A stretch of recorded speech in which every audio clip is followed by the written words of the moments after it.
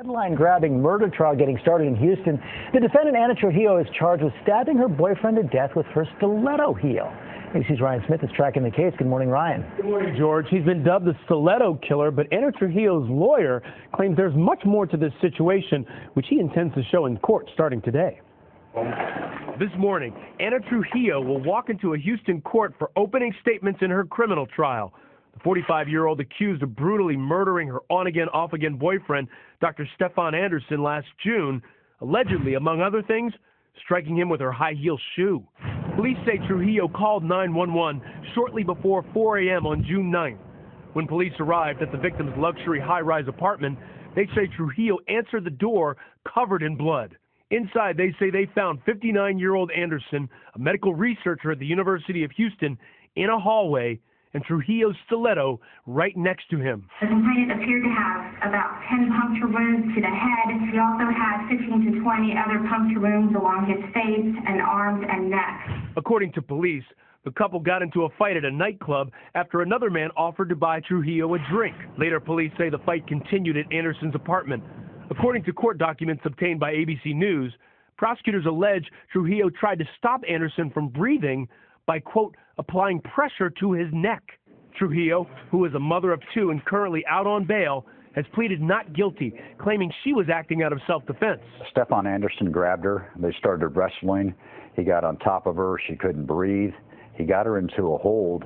Trujillo's lawyer is hoping to put her on the stand. I'm going to have limited time to try to get a jury to understand that although Ana has had problems in the past, she is a kind person at heart. If convicted, she could face anywhere from 5 years to life in prison. Her lawyer says the evidence will show that she was abused many times in the past, but the key will be on the night in question whether she was justified in using the force she did against him to save herself. Lara? All right. Thank you so much, Ryan. And ABC News Chief Legal Affairs anchor Dan Abrams is here now for more on this. And Dan, so much has been said about the fact that the weapon is a stiletto. How much legal significance does that really have? I think it has a lot of legal significance for the defense. Because remember, we're not talking about a gun. We're not talking about a knife. We're talking about an item that someone has around, sitting around. And her claim is that she needed to grab it to defend herself. So I think that's going to be an integral part of the defense. Prosecution says, though, a lot more than just a stiletto was used. Well, that's right. I mean, they say that after the attack, and again, they say this was an attack, not self-defense, that he was smothered. So this was not just an attack with the stiletto in self-defense, that there was more to it, that she prevented him from breathing, etc. If that's the case, that's going to be crucial for the prosecutors. If they can show that this was not just an attack with the stiletto, that he was smothered or strangled or something like that, it changes the entire dynamic of what the case is going to be about. We just heard her lawyer saying that they're going to put Ana Trujillo on the stand. Is that a good idea in your estimation? You know, it depends on what kind of witness she is.